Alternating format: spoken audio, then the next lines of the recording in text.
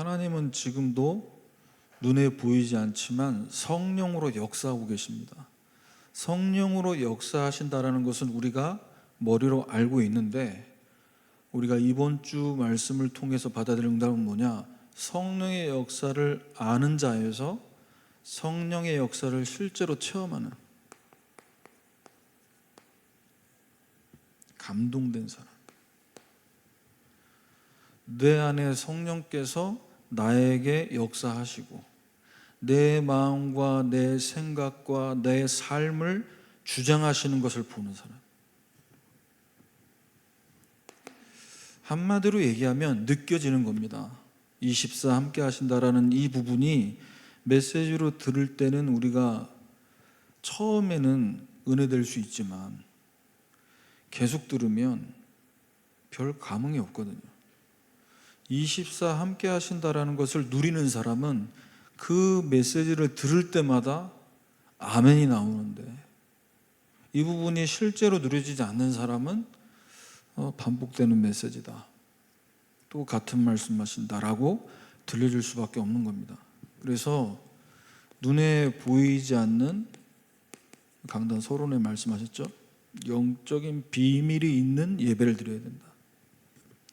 눈에 보이지 않지만 지금 이 시간에 우리의 숫자는 이 본당 장소에 비해서 적어 보인다 할지라도 하늘의 천군과 천사가 우리보다 더 많은 줄 믿습니다. 그걸 보셔야 돼요. 그거 안 보면 힘 빠집니다. 우리는 한 명이고 두 명인데 괜찮습니다. 더 많은 천군과 천사를 보내셔서 하나님은 하나님의 일을 이루신다는 거죠. 예배 시간에 하나님의 능력이 내게 임하고 그 능력이 나타나는 겁니다. 그래서 이 능력과 은혜를 누리고 있는 나를 통해 사람들이 하나님을 만나고 나를 통해 그리스도를 찾을 수 있게 만들길 원하신다. 이 영적 비밀을 알고 누렸던 요셉은 장관들의 꿈을 해석해주고, 이제 내가 감옥에서 석방될 그 날을 기다리고 나름대로 이제 나가겠다라는 그 부푼 꿈을 안고 있었는데 하나님이 잊어버리게 하셨어요.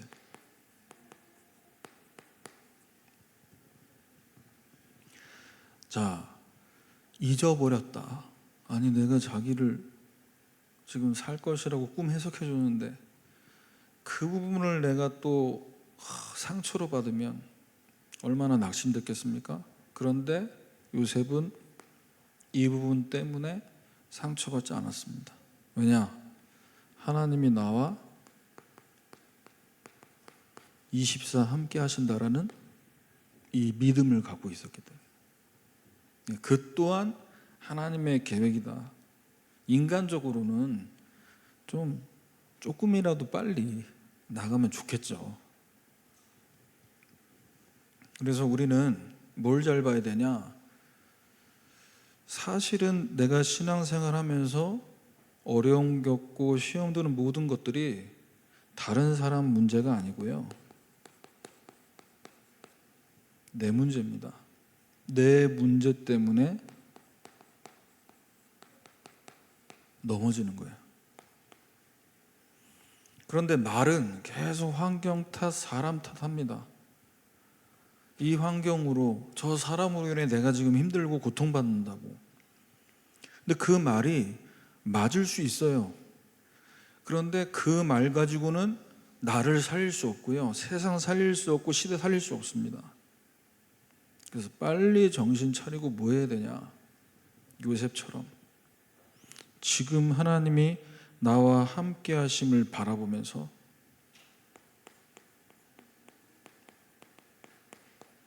그 상황에서 어떻게 해야 되나, 어떻게 빠져나가야 되나, 또 내가 누굴 만나야 되나가 아니라 기다릴 수 있어야 됩니다. 때가 되면 하나님은 요셉을 어떻게 만드시는 거예요? 애굽 살리는 총리 되게 만드실 거라니까요. 그게 하나님 계획이기 때문에, 하나님 절대 계획이기 때문에. 그래서 반드시 응답받아 왕 앞에 서게 만드실 겁니다. 왜냐? 요셉을 통해서 하나님은 시대 살리는 이 중요한 일을 감당하게 만드실 거기 때문에. 그렇다면 우리는 이 요셉에 대한 메시지를 같이 계속 받아오면서 아브라함, 이삭, 야곱, 요셉 같이 응답받아야 됩니다. 우리 후대들, 우리 렘넌트들, 앞으로 2030, 2080 시대를 살릴 자로 하나님은 우리 후대들을 세워 가실 줄 믿습니다. 지금 아파하고 지금 어렵고 혼란스러운 그 모든 부분들도 하나님께서는 다 발판으로 삼으실 줄 믿습니다. 응답되고 있는 과정으로 보는 사람은 그 부분을 두고 심각하게 보지 않습니다.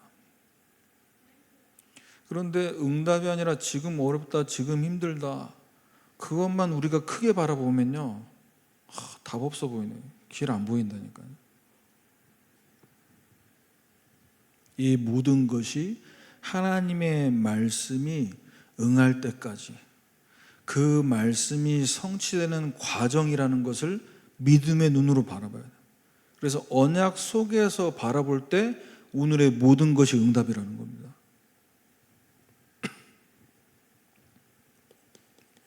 자라는 과정에 고통은 수반되는 겁니다. 아이가 엄마 뱃속에 있다가 태어나서 걸음을 걷기 시작할 때 아이에게 뭐가 필요합니까?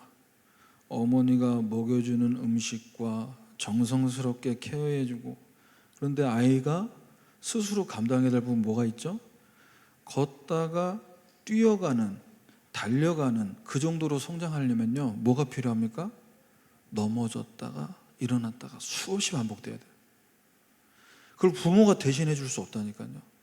하나님께서 우리 렘넌트들을 성장하게 만드시기 위해 필요한 과정인 줄 믿습니다. 누구 잘못이 아닙니다.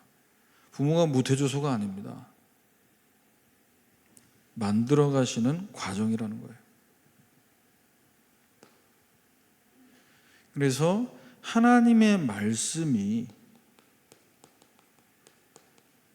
나에게 성취되는 그때까지 말씀으로 나를 하나님이 단련시키는구나.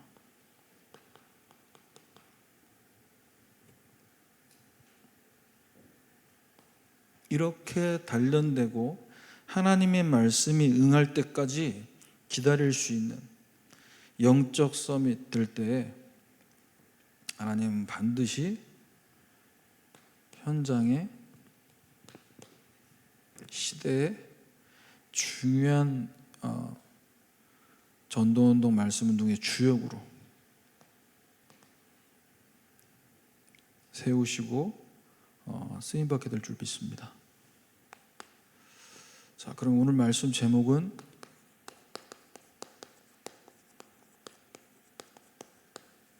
하나님의 영에 감동된 자.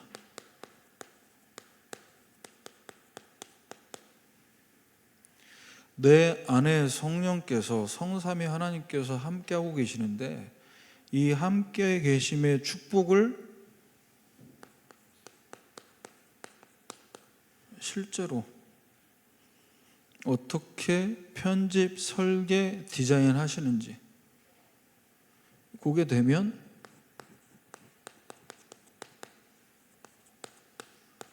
전환의 응답을 따라오게 됩니다. 2024년도는 제123 RUTC 시대의 영원한 응답을 위해서 이 전환의 축복을 누리도록 이 말씀 성취를 두고 하나님은 지금 우리 교회와 개인과 가정의 모든 사건과 문제를 허락하신다. 이 눈으로 보셔야 됩니다. 그래야 정확한 해석이 된다니까요. 그 눈으로 바라보지 않으면 정확한 해석 안 됩니다. 내 기준 갖고 해석하죠. 내 수준에서 바라보죠. 아, 이거 이분이 지금 아직 못 깨닫고 있네. 이게 누구 잘못이네. 이런 수준으로 바라본다니까요. 하나님의 눈으로 바라볼 수 있어야 됩니다.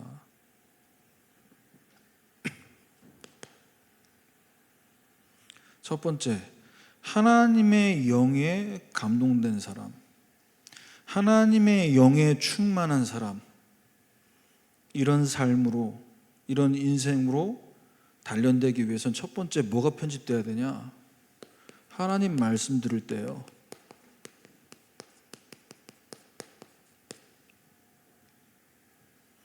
우리도 모르게 반복되는 예배와 훈련을 쭉 따라다니다 보면 나도 모르게 집회에 있으니까, 또 내가 담당 교역자니까 가는 식이 된다는 거예요. 훈련 안 받으면 안 되잖아. 왜? 또 말씀 전달해 줘야 되니까. 이런 수준 된다니까요. 하나님은 우리가 어떤 중심으로 전환되길 원하시냐? 이 말씀이 나에게 생명으로, 이 복음의 말씀을 듣지 않으면 죽는다. 영생의 말씀이 우리에게 있사온데 우리가 어디로 가겠습니까?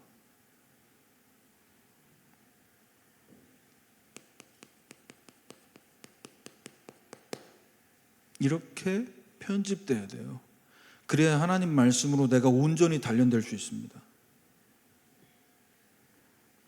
눈에 안 보이는 부분부터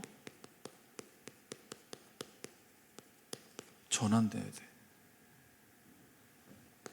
그래서 말씀을 받기 전에, 여러분 예배 전에, 훈련 가기 전에 반드시 뭐가 필요하냐? 이 말씀에 대한 믿음을 회복해야 됩니다. 어떤 믿음입니까? 요한복음 1장 1절에서 2절입니다. 태초에 말씀이 계시니라. 이 말씀이 하나님과 함께 계셨으니 이 말씀은 곧 하나님이시니라. 우리는 지금 글을 보고 읽고 노래 부르는 게 아니라 하나님을 만나고 있는 줄 믿습니다. 그분의 음성을 듣고 있는 겁니다. 이 믿음이 회복돼야 돼요. 이 믿음이 회복되지 않은 상태에서 성경 보고 찬양하고 기도 많이 하면 할수록 어떻게 되냐? 이렇게 된다니까요.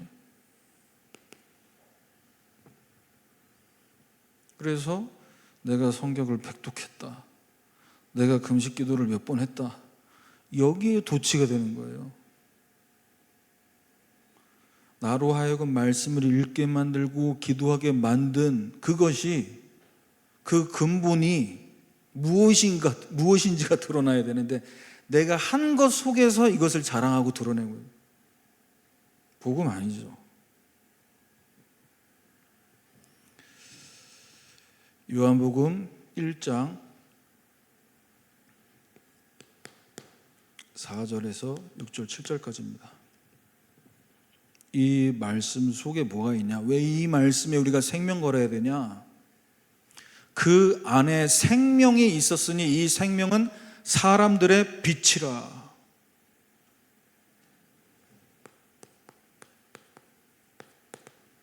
생명입니다. 하나님 말씀 자체가 생명인 줄 믿습니다. 말씀 들을 때 살아나는 겁니다.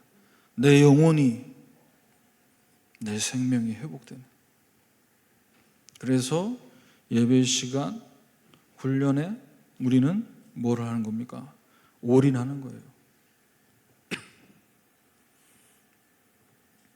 그리고 우리가 하나님 말씀 받을 때 편집되어야 될 부분, 받기 전에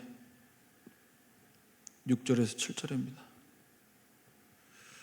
하나님께로부터 보내심을 받은 사람이 있으니 그 이름은 요한이라. 그가 증언하러 왔으니 빛에 대하여 증언하고 모든 사람이 자기로 말미암아 믿게 하려 함이라. 그는 빛이 아니요 빛에 대하여 증언하여 온 자라. 8절이. 말씀 받기 전에 뭘 위해 기도해야 되냐? 말씀을 증거할 주의 종을 두고 목회자에 대한 내 이미지, 내가 생각하는 이미지, 이거 다 편집돼야 됩니다.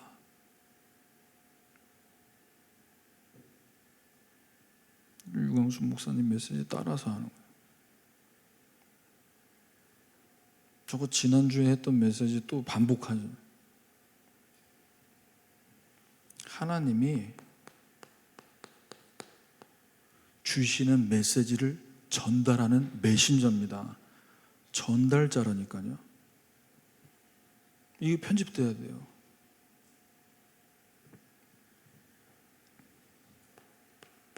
그래야 하나님이 나에게 말씀하시는 음성을 들을 수 있는 전환이 된단 말이에요. 두 번째입니다. 저와 여러분 말씀을 받을 때 하나님의 은혜를 사모하세요. 어떤 은혜를 사모하셔야 됩니까? 이 수요예배 시간에 주일에 강단 말씀 받을 때, 금요기도에 기도할 때, 또 새벽기도 나오실 때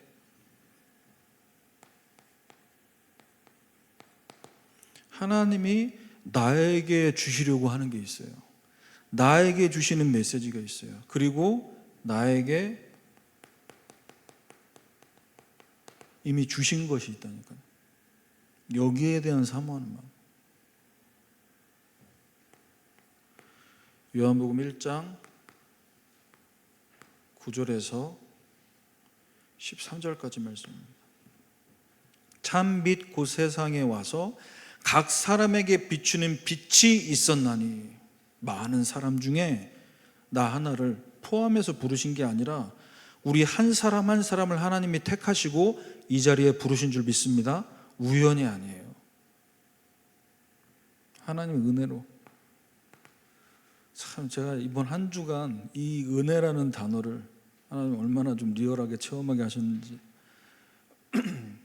새벽 기도를 제가 이제 쭉 요즘에 계속 지속을 하면서 나오는데, 새벽에 제가 엘리베이터를 탔습니다.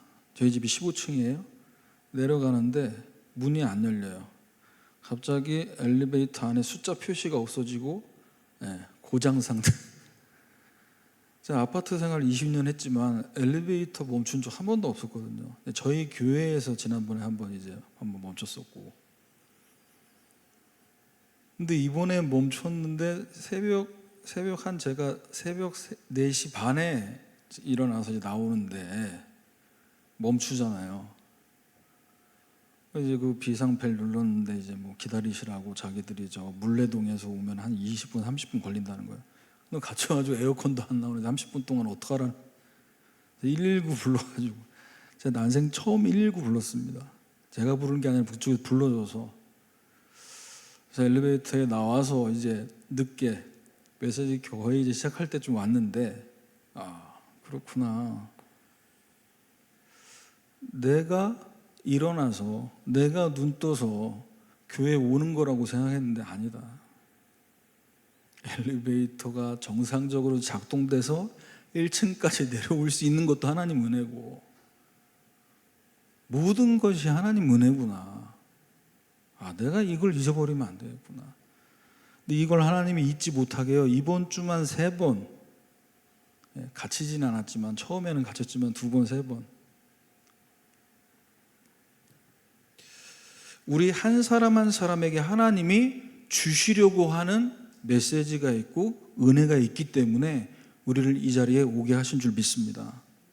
그걸 기대하시면서, 그걸 사모하시면서 말씀 받으셔야 돼요.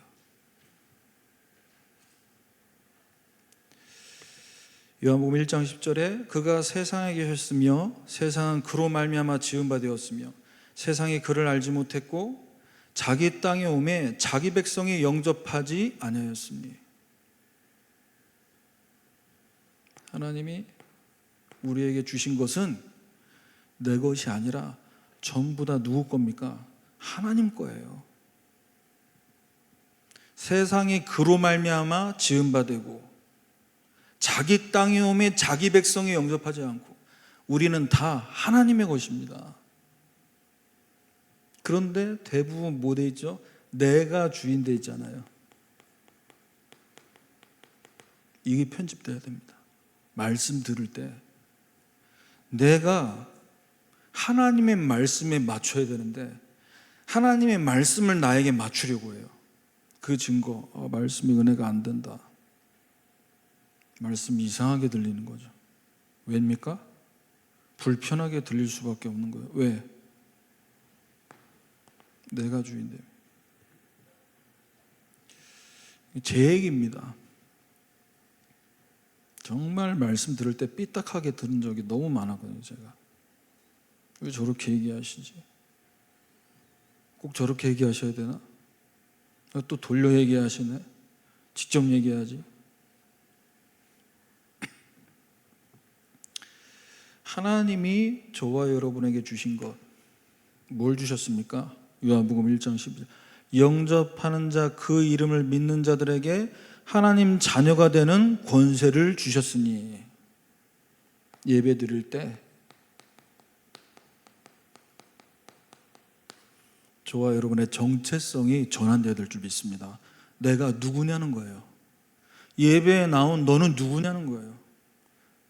홍준희 목사는 설교하러 나왔냐?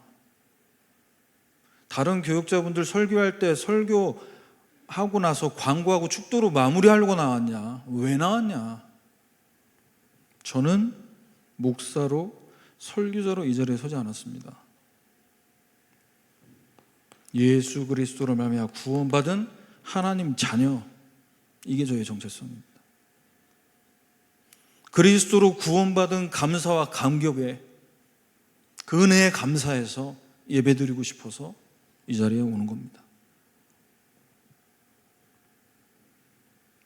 13절에 이는 혈통으로나 육종으로나 사람의 뜻으로 나지 아니하고 오직 하나님께로부터 난 자들이니라. 우리가 구원받은 것은 우리의 행위, 선행, 공로 전혀 필요 없이 완전한 그리스도의 피로, 그분이 단번에 죽으신 십자가의 언약으로 우리에게 허락된 은혜인 줄 믿습니다. 오직 은혜.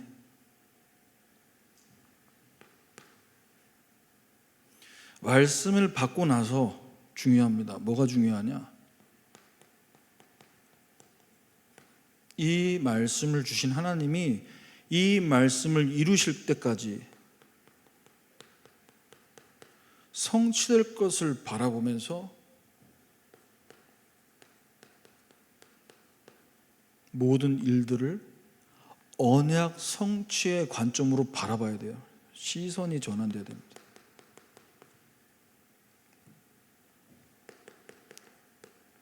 시편 105편 17절에서 19절까지. 요셉이 종으로 팔렸고 그의 발에 착고를 차고 몸은 쇠사슬에 매었고 노예로 가고 감옥으로 가고, 왜 하나님 자녀인데 너는 잠만 자면 꿈꾸고 형들의 볕더니 내게 저러고 해야 될 별이 내가 절한다고 그렇게 얘기를 하고 포럼을 해놓고 지금 네 모습은 종으로 가고 이제는 또 그것도 모자라 감옥으로 가네. 너에게 꿈꾸게 하신 그 하나님은 도대체 어떤 꿈을 주신 거냐? 라고 얘기할 수 있었을 겁니다. 형들이 요셉의 이 모습과 여정을 봤다면. 그런데 하나님은 뭐 하신 겁니까? 여호와의 말씀이 응할 때까지 그의 말씀이 그를 단련했다. 하나님이 요셉을 세계복음화할 총리로 쓰시기 위해서 그 용도에 맞게 237 나라 살릴 그릇으로 쓰도록 하나님이 그 그릇의 모양과 그 그릇의 재질을 만드신 거예요. 한 번 쓰고 버리는 종이컵을 누가 강철로 만듭니까? 한 번 쓰고 버리는 일회용인데 하나님이 계속 쓰셔야 돼요. 귀한 손님이 왔을 때 누가 이 반찬 종지 그릇에다가 내가 먹는 그릇에다 대접합니까? 하나님이 쓰시고자 하는 곳, 거기에 따라서 단련되는 정도가 다른 겁니다.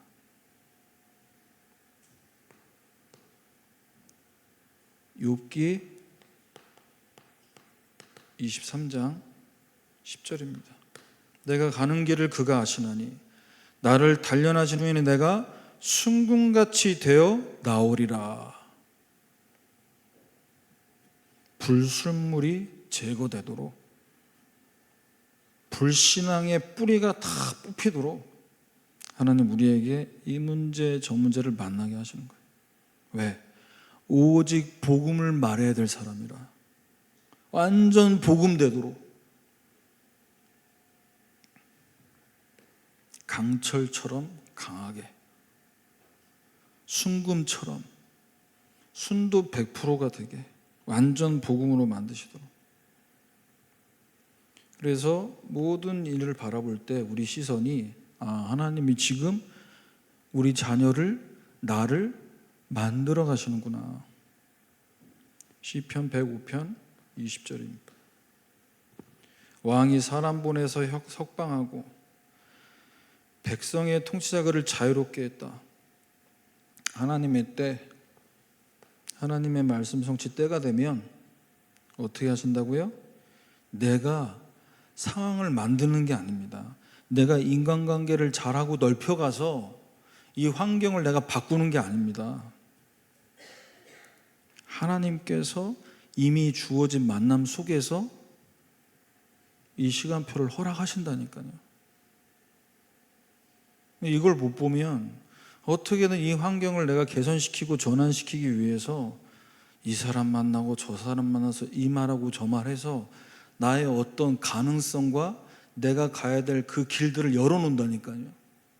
어디든 열려라 가겠다 이거지. 그래서 인간관계 넓게 안 해도 하나님이 나와 함께 하시는 언약 붙잡고 하나님의 시간표 기다리면 하나님께서 요셉처럼 문 여실 줄 믿습니다. 그래서 너무 집에 박혀 있다고 친구 없는 것처럼 보인다고 구박하지 마시고, 우리 렘넌트들, 하나님께서는 하실 수 있습니다. 두 번째입니다. 하나님의 영에 감동된 자로 우리가 단련돼야 될 부분, 바로 기도입니다. 예수님이 가르쳐 주신 기도. 우리가 눈에 보이는 것들을 응답으로 받기 위해서 하는 기도는요, 나도 모르게 종교적인 색채를 강하게 뜰 수밖에 없습니다. 우리에게 하나님께 주신 언약 붙잡고 기도할 때 내 안에 성령께서 내 안에 충만하게 역사하시는 걸 느낄 수 있을 정도로 하나님의 영에 감동된 기도는 어떤 기도냐? 응답이 아니라 하나님 자체의 생명 건 기도예요. 그리스도 그분 자체로 만족하는 기도예요. 여기에 생명 건 자세. 이렇게 설계가 되어야 됩니다. 형식적인 이 중심이 생명적인 중심으로 편집되어야 되고요. 종교적으로 뭔가를 얻기 위해서 기도하는 그 자세가 생명건 기도로 설계되는, 그렇게 될 때 저 여러분의 삶이 전환되는 겁니다. 기도하실 때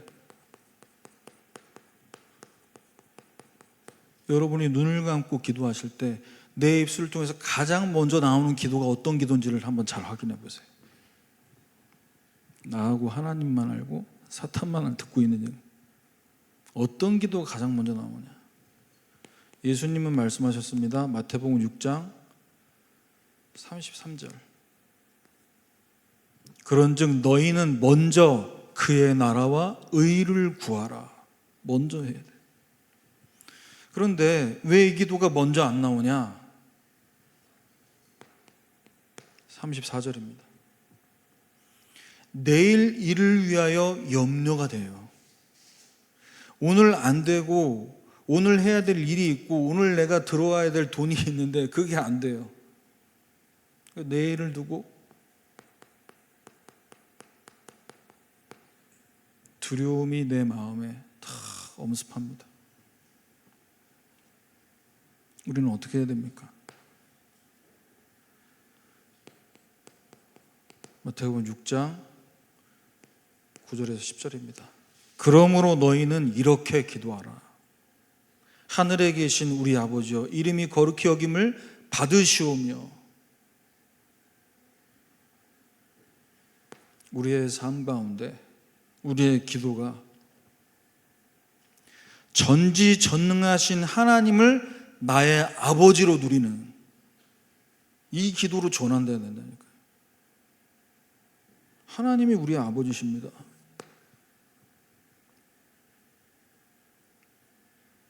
우리가 그분의 자녀입니다. 그래서 10절에 우리의 삶 속에서 어떤 전환의 응답을 받아야 되냐? 나라가 임하시오며 뜻이 하늘에서 이루어진 것 같이 땅에서도 이루어지이다. 우리의 삶을 두고 주일에 주신 이 말씀이 내 기도 제목으로 붙잡혀져서 주일에 나에게 주신 하늘의 은혜가 이 땅 가운데서 이루어지는 것을 볼 수 있도록 평일에 주일이 시작입니다. 주일이 시작이 돼서 월요일부터 토요일까지 땅에서 어떻게 이루어지는지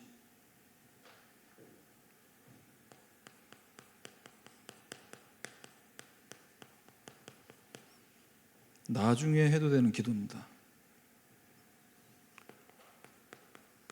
마태복음 6장 11절 우리에게 일용할 양식을 주시옵고. 우리의 의식주 기도해야 됩니다. 그런데 먼저 해야 될 기도가 있음에도 불구하고 왜 이 기도가 우리에게 늘 먼저 될 수밖에 없냐? 조급하거든요.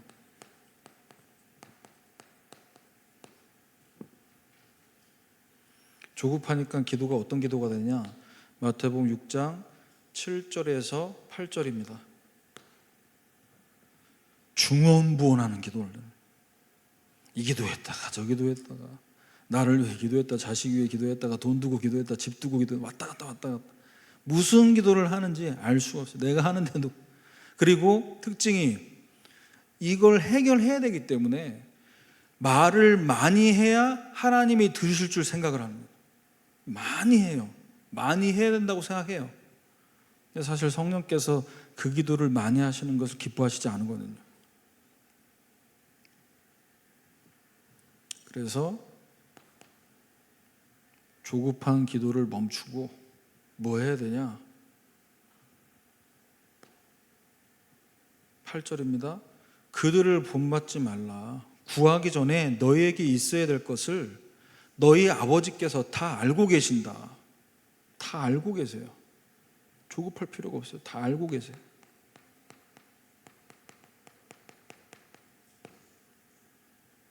그러면 기도 제목이 새롭게 설계되겠죠. 다 알고 계신데 뭐 이걸 두고 중언부언하고 막 조급해서 기도하겠습니까? 아니죠. 기도 제목이 바뀌어질 수밖에 없죠.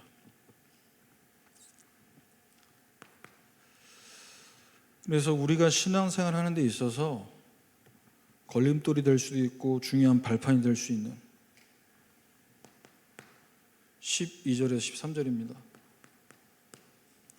우리에게 죄 지은 자를 사하여 준 것 같이 우리 죄를 사하여 주시고 우리를 시험에 들게 하지 마시고 다만 악에서 구하옵소서. 우리에게 잘못한 사람들 용서, 여러분 용서 쉬우십니까?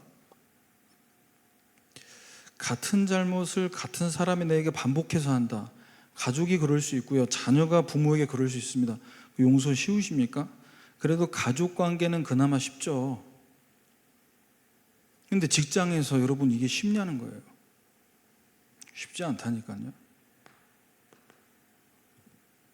왜 쉽지 않냐? 나에게 잘못하고 실수한 그 사람을 보고 그가 나에게 지은 죄만 바라보면요 용서 안 됩니다. 또 잘못을 해? 예수님은 70번씩 7번이라고 했는데, 왼뺨 맞으면 오른뺨 대라고 그랬는데, 근데 그 메시지가 나에게 답이 안 된다니까요. 왜?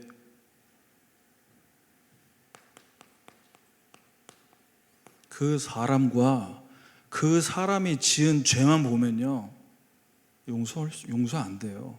저걸 뜯어 고치든지 아니면 잡아 패든지. 제가 군에 있을 때 이 부분에 하나님이 내 이 시험에 들지 않게 기도했던.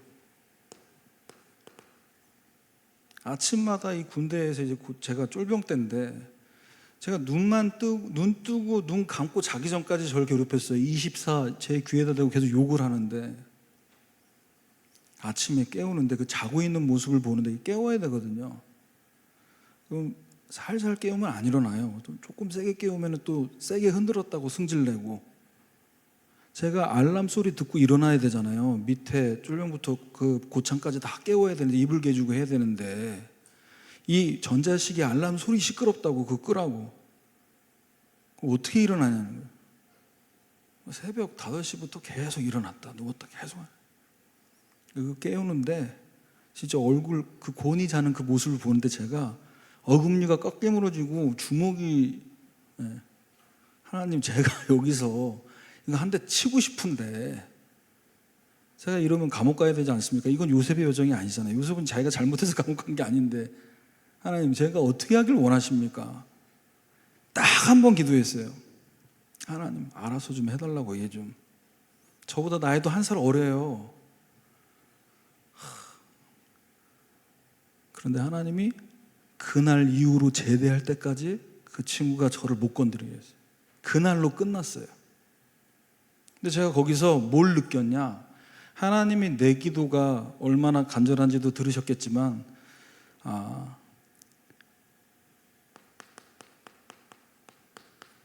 사탄의 역사예요. 그 사람과 그 사람을 나에게 죄짓게 만드는 사탄의 역사예요. 그래서 요한일서 3장 8절에 죄를 지는 자마다 마귀에게 속하나니 마귀는 처음부터 범죄함이라. 그 사람 속에 그 사람을 계속해서 그짓하게 만드는 마귀의 역사를 볼 때 용서되고 이해가 된다니까요. 마귀에게 속했잖아 지금. 마귀 심부름하는 거 아니에요 지금.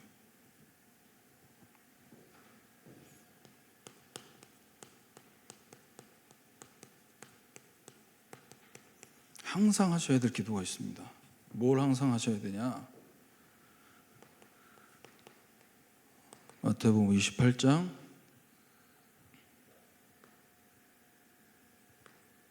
16절에 18절에 11 제자가 갈릴리에 가서 예수님께서 지시하신 산에 이르러 예수님을 보고 경배하지만 아직도 의심하는 자가 있더라. 아직도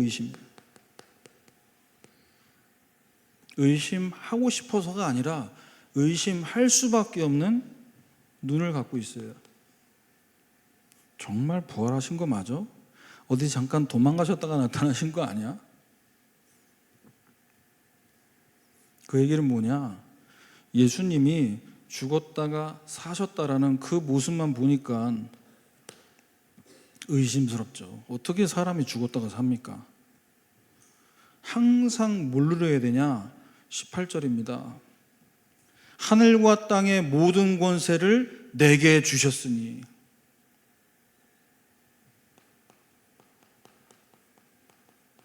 예수 그리스도 안에 있는 이 어마어마한 권세 알면 그 권세를 사용하게 될 줄 믿습니다. 사용하는 사람은 확인됩니다. 내가 항상 누려야 될 기도가 어떤 건지. 예수님이 지금 죽어서 사흘 만에 부활해서 진짜 부활한 게 맞냐 안 맞냐 거기에 의심을 계속 하고 있는 게 아니라 하늘과 땅의 모든 권세를 가지신 그 이름으로 기도할 때 부활하신 주님이 어떤 분이신지, 실제로 그 부분에 감동 오게 되잖아요. 부활하셨다라는 그 부분 갖고 날마다 감동되겠습니까? 전쟁 나갔다가 몇 년 만에 돌아오고 원양어선 타러 나갔다가 몇 년 만에 돌아오면 반갑죠. 일주일 지나면 계속 반갑나요? 빨리 배 타러 안 가냐? 빨리 들어가라. 지금 저희 아들 지금 3주째 휴가 중인데 이 말씀 안 들을 걸 확신하고 얘기합니다. 빨리 나왔으면 좋겠다 마음이 있었지만 이제 언제 들어가냐 속으로 집에서 계속 이제 있으니까. 우리 안에 계신 주님이 지금 우리에게 역사하고 계신다는 사실을 실제 체험하시길 바랍니다. 이게 여호와의 영에 감동된 자라니까요. 그래서 이 이름의 권세 알면요, 내 이름으로 무엇인지 내게 구하면 내가 행하리니, 무엇이든지 여러분 예수 이름으로 기도하시길 바랍니다. 언제까지요? 포기하지 마시고 끝까지 기도하세요. 빌립보 3장 21절입니다. 만물을 복종케 하시는 그 이름의 역사를, 만물을 복종하게 만든 모든 부분에 끝까지 기도하세요. 내 영적 문제, 나의 무능, 가정과 가문에 해결해야 되는 그 문제, 만물을 그 이름 앞에 복종하게 하시는 그 응답을 체험하시길 바랍니다. 마지막 세 번째입니다. 하나님의 영에 감동된 자로 우리가 편집되고 설계되면요,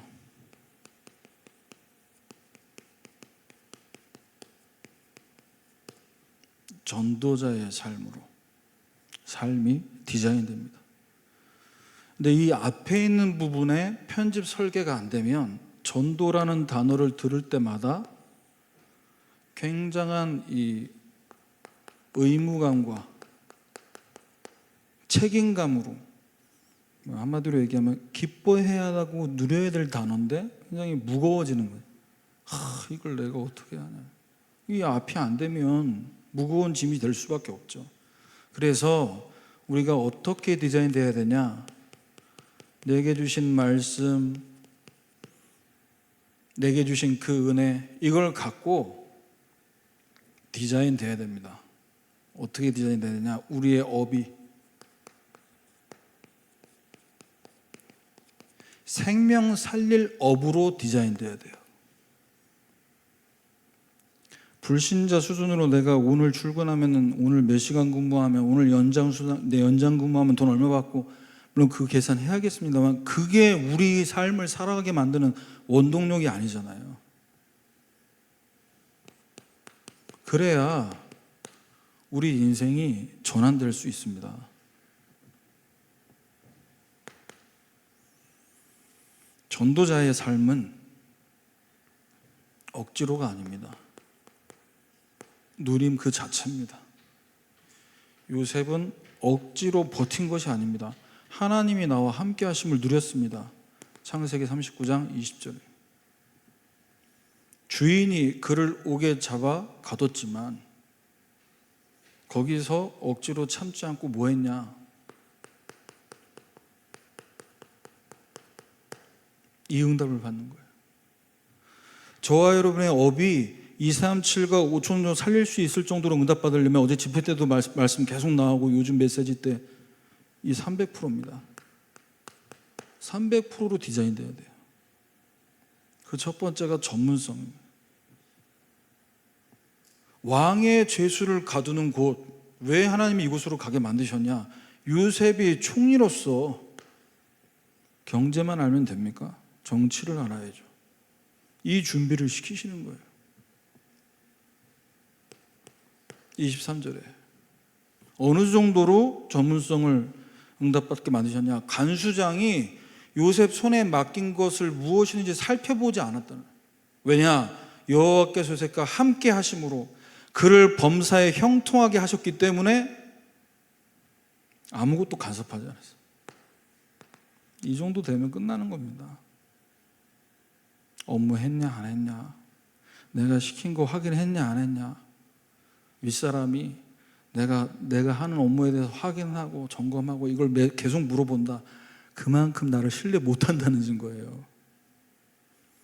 전혀 잔소리하지 않고 그냥 맡겨두고 지켜본다. 믿는 겁니다. 그만큼. 그 인생이 어떻게 디자인되게 만드신 거죠? 형통하기 위해서 살아간 게 아니라 하나님이 형통하게 만드셨어요.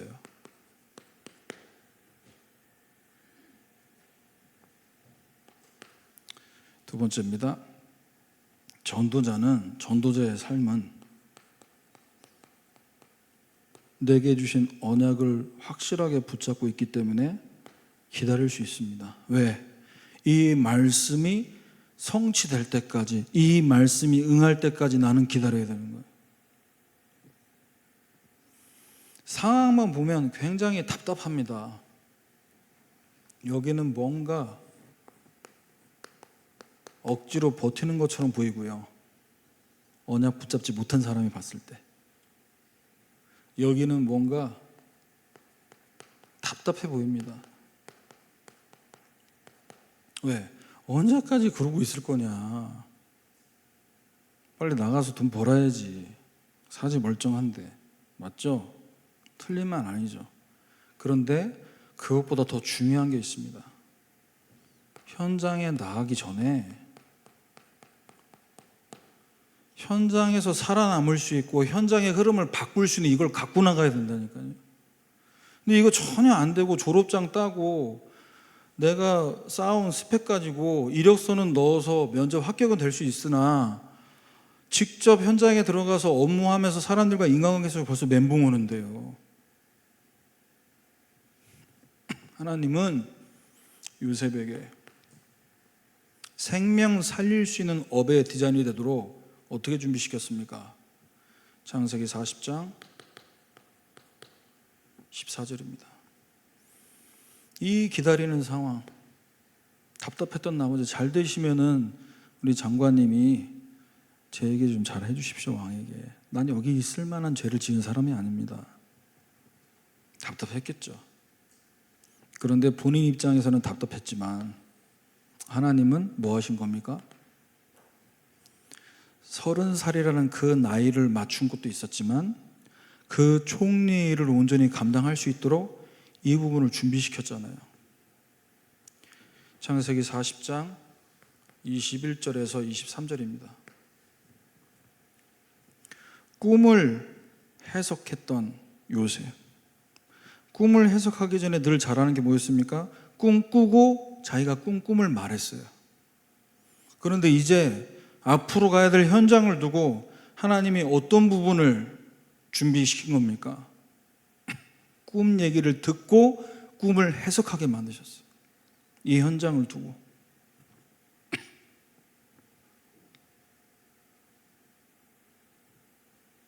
왜입니까? 서밋 살리는 서밋 돼야 되잖아요. 그러니까 하나님은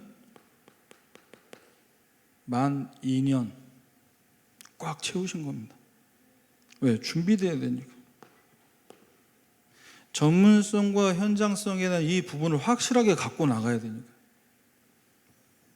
막연하게 예배드리고 헌금하고 기도하면 하나님이 축복하시겠지. 우리 하나님 그런 하나님 아닙니다. 확실한 시간표를 갖고 확실한 여정으로 인도하세요.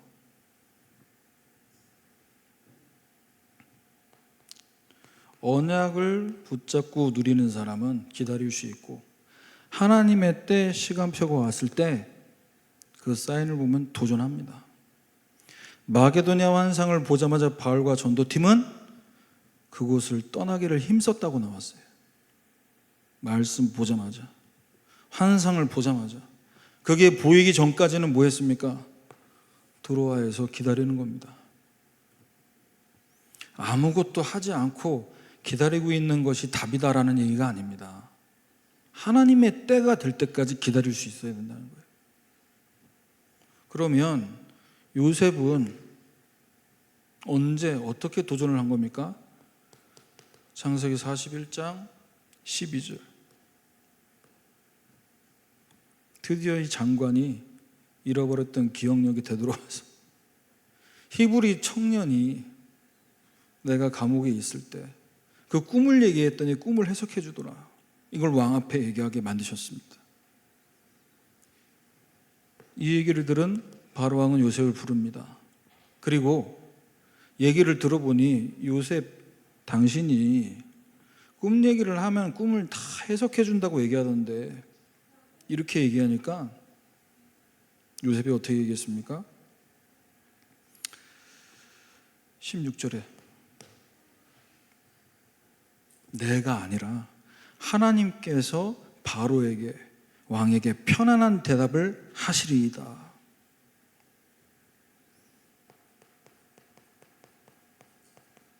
자신을 드러내지 않아요. 자신을 드러내지 않습니다. 진짜 나의 업을 통해서 생명 살릴 전도자의 삶으로 인도받는 사람은 자기 자신을 드러내지 않아요. 뭘 드러낸다고요? 하나님께서 당신에게 말하게 하실 거다. 그리고 조용히 하나님의 때 시간표가 왔음을 깨닫고 이제 왕에게 꿈을 해석해 주기 시작합니다. 32절, 34절, 36절까지입니다. 꿈을 2번 겹쳐 꾼 것은 이렇게 시작을 해서 지혜 있는 사람을 택해 애굽 땅을 다스릴 사람을 세우라는, 사람을 준비해라.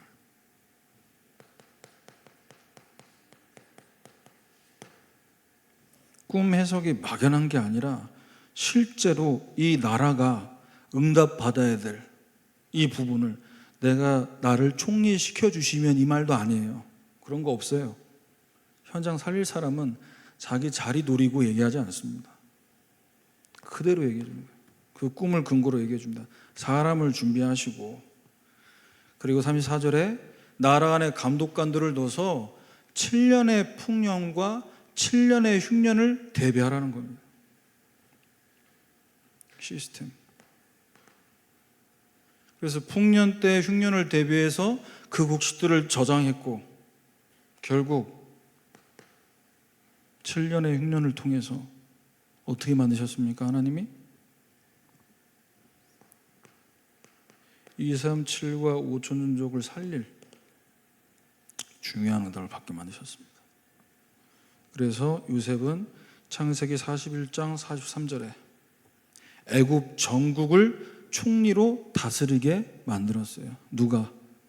본인이 인정을 받으려고 몸부림친 게 아니라 바로 왕이 네가 다스리라. 이 세 가지입니다. 마지막 결론입니다. 하나님의 영에 감동된 자가 하나님이 주신 중심으로, 기도 제목으로 삶을 통해서 편집, 설계, 디자인돼서 단련될 때 중요한 열매가 옵니다. 증거와 열매가 오죠. 어떻게 보냐? 첫 번째는 우리는 현장에서 하나님이 나와 함께 하심을 누리고 있는데 불신자가 이걸 보고 하나님이 나와 함께 하심을 인정합니다. 나를 인정하는 게 아니라 나와 하나님이 함께 하심을 인정해요. 그것이 창세기 41장 37절에서 38절입니다. 요셉의 꿈 얘기를 듣고 바로와 그의 모든 신하가 이 일을 좋게 여겼다고 얘기합니다.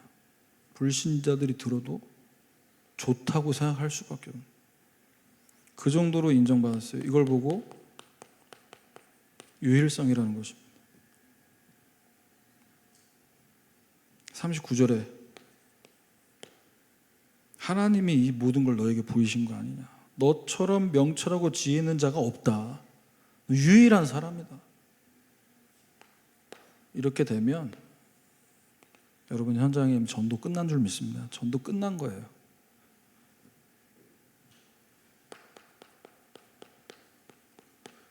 우리에게 주신 언약을 붙잡고 기도하면요, 어떤 응답이 오냐.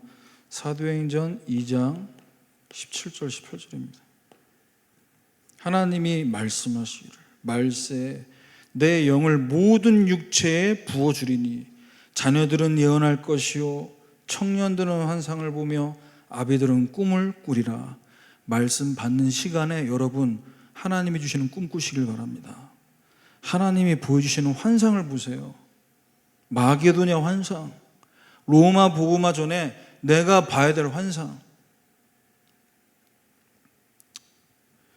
자, 내 영을 모든 육체에게 부어주리니 그랬습니다. 여러분 언약 붙잡고 예배하실 때 여기에 있는 분들 한 분 한 분이 다 이 성령의 충만한 응답을 하나님은 주실 줄 믿습니다. 부어주길 원하신다니까요. 강단에서 말씀하셨어요. 스포이드로 짜서 한 방울 떨어뜨리는 게 아니라 부어주겠다는 거예요. 마지막 세 번째입니다. 그래서 예수님이 말씀하신 대로 약속하신 것 붙잡고 뭐해라? 떠나지 말고 기다려라. 사도행전 1장 4절이죠. 아브라함, 이삭, 야곱에게 계속 말씀하신 거 아닙니까? 가나안 땅 언약 붙잡고 기근과 흉년 들 때마다 내려갔다 올라갔다 왔다 갔다 하지 말고 그 땅에 거주하라. 일어나 베델로 올라가서 그 땅에 거주하라. 이번 한 주간 우리에게 주신 강단 말씀 붙잡고 하나님의 영에 감동된 자로 요셉이 갔던 그 여정 가시면서 요셉이 받은 응답을 그대로 받는 이 축복 누리시기를 주님의 이름으로 축원합니다. 하나님 감사합니다. 언약 잡은 모든 백성들에게 요셉에게 주셨던 그 여정과 이종표전에 하나님의 영에 감동될 수밖에 없는 중심과 삶으로 우리의 예배와 기도와 우리의 삶이 편집 설계 디자인 될 수 있도록 성삼위 하나님 보좌의 능력으로 역사해 주옵소서. 예수 그리스도 이름으로 기도합니다. 아멘.